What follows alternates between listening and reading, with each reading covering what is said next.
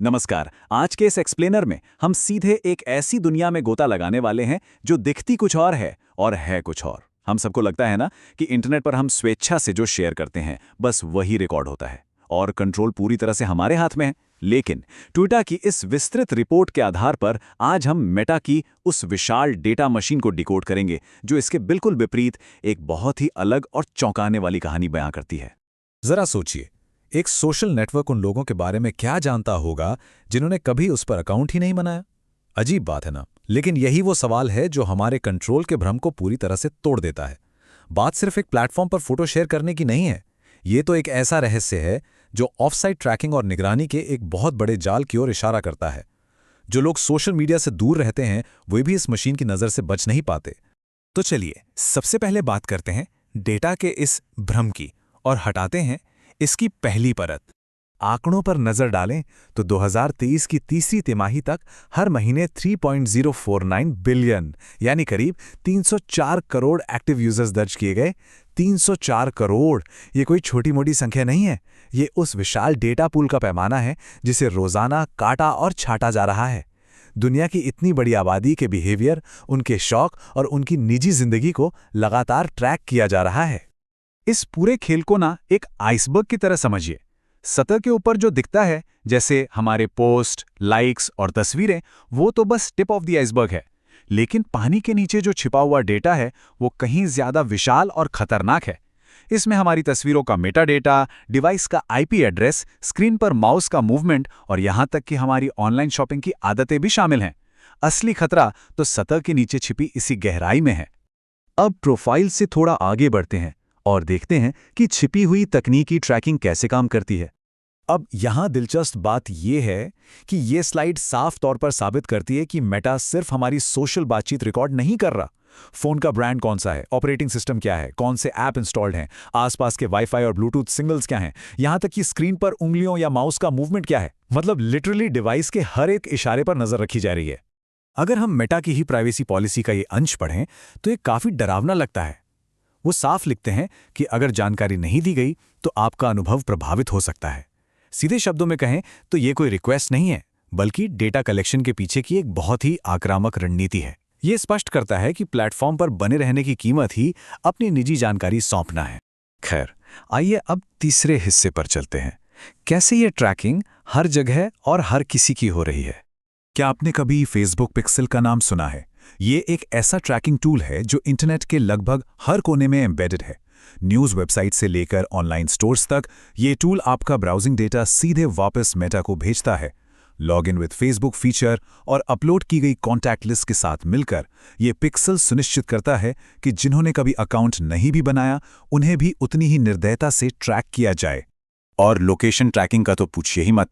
अलग अलग तकनीकों को जोड़कर बिल्कुल सटीक लोकेशन निकाली जाती है। जीपीएस तो है ही, लेकिन वाईफाई और ब्लूटूथ के जरिए भी आसपास के नेटवर्क से जानकारी जुटाई जाती है। यहां तक कि आपकी फोटो के मेटा डेटा से छुपे हुए निर्देशांक या कोऑर्डिनेट्स तक निकाल लिए जाते हैं। इन सबको मिलाकर हमारी पूरी दैनिक दिनचर्या, घर का पता और बच्चों के स्कूल तक का एक पूरा नक्शा तैयार हो जाता है। लेकिन एक दिलचस्प बात यह है कि आपकी प्राइवेसी इस बात पर भी निर्भर करती है कि आप दुनिया में कहां रहते हैं। यूरोप में जीडीपीआर जैसे सख्त कानून हैं जो स्वास्थ्य और धार्मिक जानकारी की रक्षा करते हैं और विज्ञापनों के लिए इसके इस्तेमाल पर रोक लगाते हैं।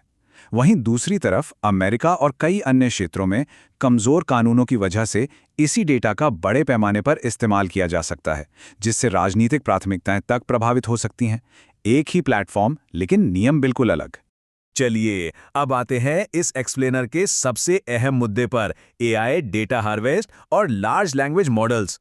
तो यहां सबसे जरूरी पॉइंट यह है कि सालों से जो भी सोशल मेमोरीज हमने शेयर की हैं ना, वो सब अब आर्टिफिशियल इंटेलिजेंस के लिए ईंधन का काम कर रही हैं। हर एक पब्लिक पोस्ट, तस्वीर, कैप्शन, स्टोरी और कमेंट को मेटा के जनरेटिव एआई मॉडल को ट्रेन करने के लिए निगला जा रहा है। हमारी पुरानी यादें अब एआई को और ज्यादा स्मार्ट बनाने का टूल बन चुकी हैं। जरा इस टाइमलाइन को देखिए। ये ऐतिहासिक डेटा तो 2007 से ही जमा हो रहा है। फिर 2023 में अमेरिका में एआई को बिना किसी ऑप्ट आउट विकल्प के पेश कर दिया गया। भारी विरोध के बावजूद मार्च 2025 तक यूरोप में भी इसे जबरदस्त रोल आउट कर दिया गया। ये साफ दिखाता है कि एआई को लगातार डेटा खिलाने की ये कोई नई नहीं बल्कि सालों पुरानी और एक बहुत ही आक्रामक रणनीति है। इतने बड़े पैमाने पर हो रही इस निगरानी और डेटा कटाई को देखने के बाद जाहिर है मन में ये सवाल आता है कि अब यहाँ से जाएं तो जाएं कहाँ? अब समय आ गया है थोड़ा कंट्रोल वापस लेने का और अपनी डिजिटल संप्रभुता के लिए ठोस कदम उठाने का। यहीं से शुरुआत होती है अपनी डिजिटल प्राइवेसी को वापस पाने की। आइए देखते हैं कि इसके क्या कदम हो सकते हैं। चलिए देखते हैं कि हम खुद को कैसे सुरक्षित कर सकते हैं। ये कुछ ऐसे ठोस कदम हैं जो तुरंत उठाए जा सकते हैं। पहला, अपनी सेटिंग्स में जाकर लोकेशन और प्राइवेसी परमिशंस को तुरंत रिव्यू और लिमिट करें। दूसरा, टू फैक्टर ऑथेंटिकेशन यानी 2FA से अपने अकाउंट्स को लॉक करें।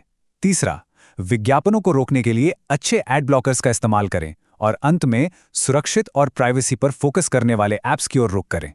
और हाँ, मेटा के इस इकोसिस्टम से बाहर निकलने का मतलब ये बिल्कुल नहीं है कि दुनिया से कट जाना है। बिल्कुल नहीं। फेसबुक की जगह मास्टरडॉन या ब्लू स्काई का इस्तेमाल किया जा सकता है। व्हाट्सएप की जगह सिग्नल या एलिमेंट एक्स मौजूद हैं। इंस्टाग्राम की जगह पिक्सल फेड है। और ईमेल के लिए टूटा मेल जैसे शानदार विकल्प हैं जो आपके डेटा का व्यापार नहीं करते। तो अंत में एक बड़ा सवाल जो हम सबको सोचने पर मजबूर करता है, अगर किसी तथाकथित मुफ्त सोशल मीडिया सेवा की कीमत हमारी पूरी ऑनलाइन और ऑफलाइन जिंदगी, हमारी यादें और हमारे हर एक क्लिक का डेटा है, तो क्या उसे सच में मुफ्त खा जा सकता है? इस पर जरूर सोचिएगा। आज के इस विश्लेषण में हमारे साथ जुड़ने के लिए बहुत बहुत धन्यवाद। डिजिटल दुनिया में अपने कदम सोच समझ कर उठाएं।